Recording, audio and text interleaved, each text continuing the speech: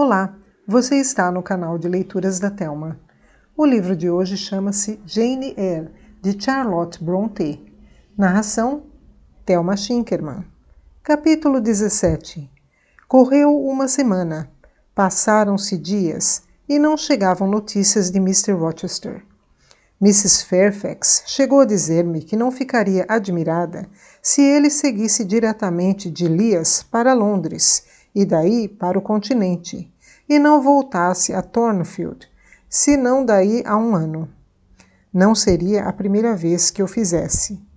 Quando ouvi isso, senti-me desfalecer, mas, dominando-me, pude medir bem toda a extensão da minha patetice, supondo contar para alguma coisa na vida de Mr. Rochester.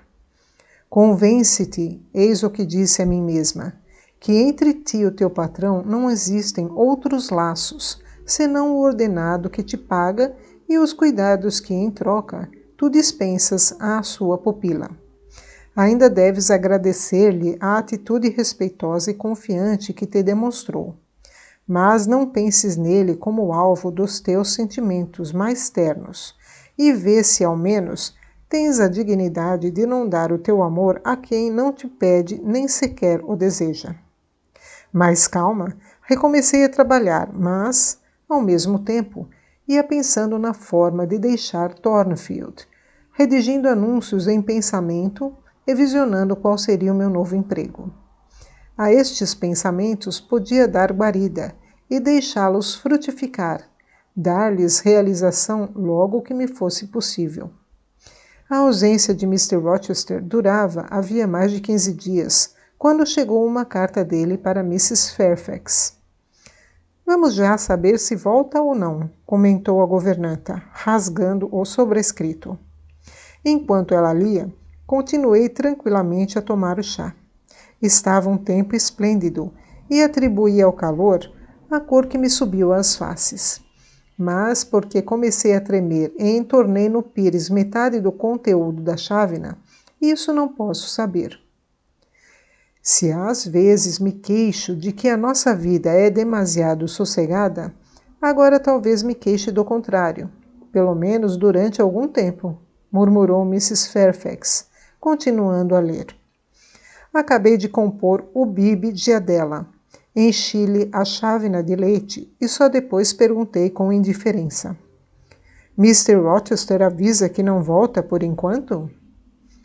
Pelo contrário, diz-me que regressa dentro de 3 dias, mas não vem só. Acompanham-no muitos dos cavalheiros e senhoras que estavam em Lias, e ordena-me que prepare todos os quartos de Thornfield e que procure ajudantes para a cozinha no Hotel Millcote. Acabou de almoçar à pressa e iniciou logo as limpezas. Foram 3 dias de trabalho. Vieram mulheres de fora e nunca vi esfregar, lavar, encerar, bater tapetes, arear metais e sacudir colchões como naquela altura. Uma verdadeira azáfama. Adela corria de um lado para o outro, encantada com tanta barafunda. Insistia com a Sophie para lhe preparar as toilettes, como chamava os vestidos. Empoleirava-se nos escadotes, dava cambalhotas em cima dos colchões ou das pilhas de almofadas e travesseiros que se amontoavam diante dos enormes fogões, acesos para desfazer a umidade. Dispensei-a das lições porque Mrs. Fairfax me pedia para a ajudar. Passei esses 3 dias na cozinha, aprendendo a fazer doces e bolos ou a compor as fruteiras. Os convidados deviam chegar na quinta-feira para o jantar. Ia ver Mr. Rochester, mas durante esses 3 dias não tive tempo para me abandonar a fantasias. Andava alegre, bem disposta e ativa. No entanto, de quando em quando, recebia como que um duche nesta alegria e, apesar dos meus esforços, voltava às dúvidas, aos ressentimentos e às sombrias apreensões. Sucedia-me isso quando via abrir a porta da escada do 3º andar e Grace Poole aparecer. Seguia pelo corredor, silenciosa, com ar carrancudo, deitava uma olhadela para os quartos, dava uma ou outra indicação às mulheres da limpeza e descia à cozinha, onde pouco se demorava, regressando com a sua caneca de cerveja na mão. Nas 24 horas do dia, não se demorava mais de 1 hora junto aos outros criados. O mais estranho de tudo é que ninguém da casa, salvo eu, parecia notar a singularidade dos seus hábitos. Não discutiam a sua situação, nem lamentavam o seu isolamento. Uma vez ouvi parte de uma conversa entre a Lia e uma das mulheres. Lia disse qualquer coisa que não percebi, e a outra comentou: "Deve ganhar bem, suponho." "Se ganha, quem me dera o seu ordenado. Não que o patrão pague mal, mas, mesmo assim, não recebo a 1/5 parte do que a Grace Poole recebe. Todos os trimestres vai depositar dinheiro no banco de Millcote, e estou certa de que, se quisesse hoje abandonar o lugar, já tinha como viver. Mas ela é forte, saudável, e não pensa nisso por enquanto." "E desempenha bem o serviço?" "Quanto a isso, ninguém o faria melhor do que ela," afirmou a Lia com convicção. "Nem todos estariam dispostos a fazê-lo, mesmo pelo ordenado que ela recebe." "Isso não," replicou outra. "Pergunto a mim própria se o senhor..." Neste momento, a Lia voltou-se e, vendo-me, deu uma cotovelada na mulher. "Ela não sabe," segredou a outra. Lia abanou a cabeça e a conversa ficou por ali. De tudo isso, deduzi que existia em Thornfield um mistério que eu não devia conhecer. Chegou a célebre quinta-feira. Os preparativos tinham terminado na véspera e tudo estava em ordem. À tarde, Mrs. Fairfax envergou seu mais belo vestido, calçou luvas e prendeu ao peito o relógio de ouro. Adela exigiu que a vestissem e eu acedi, embora supusesse que não tinha muitas probabilidades de a chamarem à sala naquela noite. Sophie vestiu-lhe um dos tais vestidos vaporosos, de saia curta e rodada. Quanto a mim, não me dei ao trabalho de mudar de toilette, pois não tencionava sair da salinha de estudo. As horas foram passando. Começava a anoitecer. Uma bela noite de abril, quente como uma noite de verão. Sentei-me na salinha, cosendo junto da janela aberta.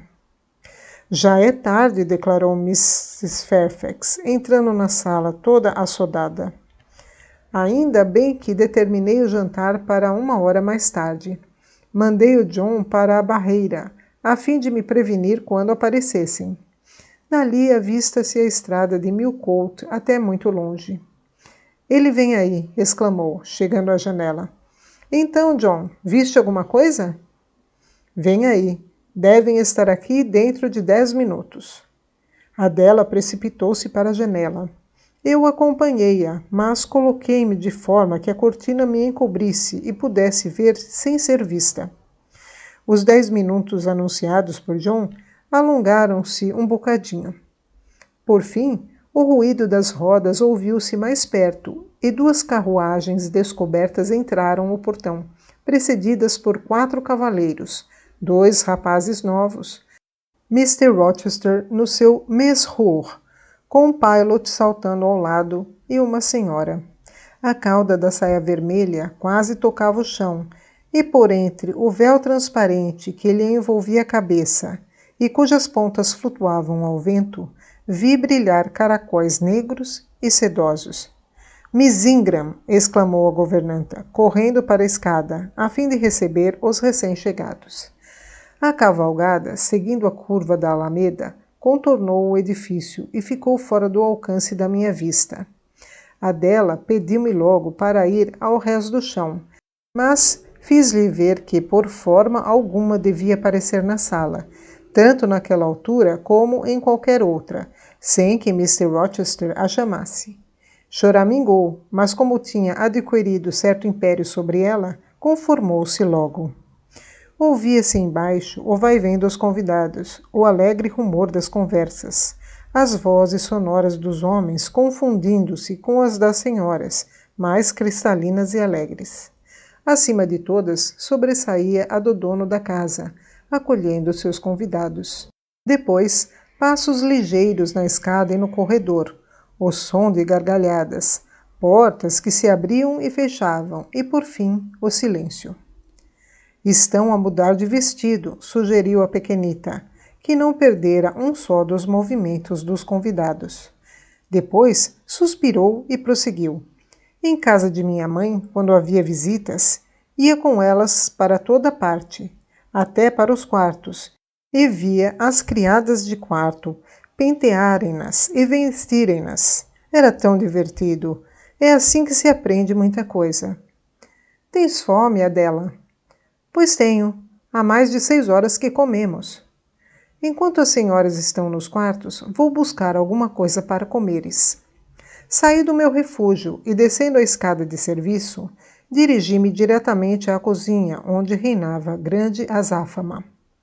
Na sala dos criados, 2 cocheiros e 3 criados de quarto conversavam junto do fogão.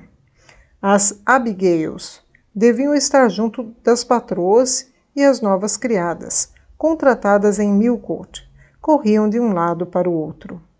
Abri caminho por meio desta confusão e consegui alcançar a despensa, onde arranjei um frango, pão, pastéis, 2 pratos e 2 talheres. Voltei a subir a escada de serviço e chegava ao corredor quando um reboliço me deu a perceber que as senhoras se preparavam para sair dos quartos. Não tinha tempo de atingir a sala de estudo sem ser surpreendida. Resolvi então ficar no ângulo do corredor, onde, por não ter janela, ninguém poderia surpreender-me. Com efeito, as portas abriram-se e as damas saíram, todas elas exibindo lindos vestidos. Por momentos, agruparam-se, conversando, e depois desceram, tão ligeiras, tão pavorosas, como uma névoa da manhã desliza na encosta do monte. O conjunto deixou-me uma impressão de elegância e de luxo, tal como nunca recebera. Encontrei a dela espreitando pela porta entreaberta. — Que linda! Exclamou, mal me viu. — Queira Deus que Mr. Rochester nos mande chamar depois do jantar. — Não penses nisso. Mr. Rochester está muito ocupado esta noite. Talvez amanhã. Aqui tens o jantar. Como estava com apetite, enquanto comeu não pensou nos convidados. Foi bom eu ter conseguido arranjar o nosso jantar, que reparti com Sophie, porque embaixo o festim se prolongou para além das 10 horas. Adela não quis deitar-se, sempre na esperança de que Mr. Rochester nos mandasse chamar. Fomos para a escada e, sentadas no último degrau, ouvíamos o ruído das conversas e o som do piano. Cantaram, primeiro um solo e depois um dueto. Entre todas aquelas vozes, só uma me interessava, e quando ela me chegou aos ouvidos, tentei adivinhar as palavras que, pela distância, não conseguia compreender. Eram 11 horas. A pequenita tinha adormecido com a cabeça encostada ao meu ombro.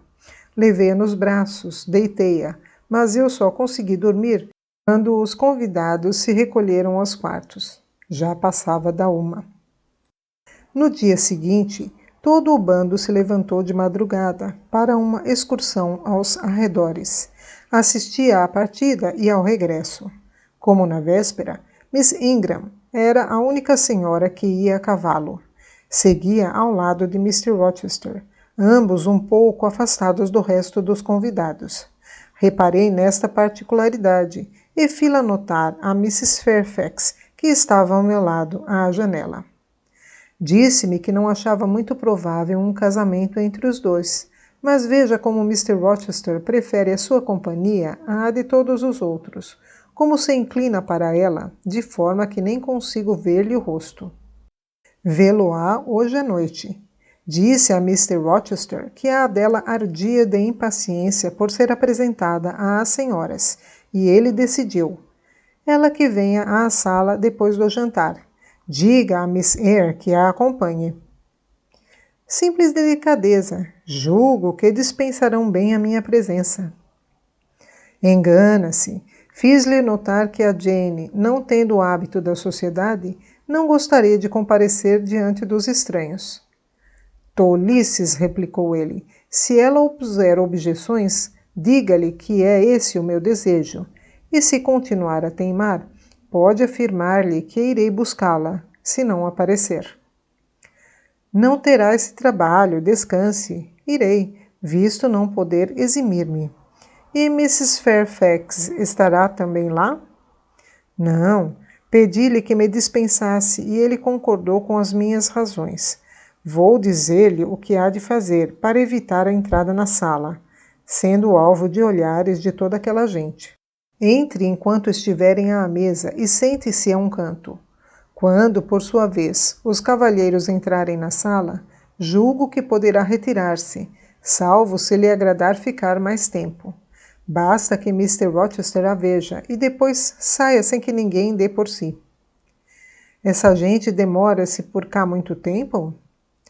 2 ou 3 semanas. Depois da Páscoa, Lord Lynn, que foi eleito para o Parlamento por Millcote, tem de ir para Londres e creio que Mr. Rochester o acompanhará.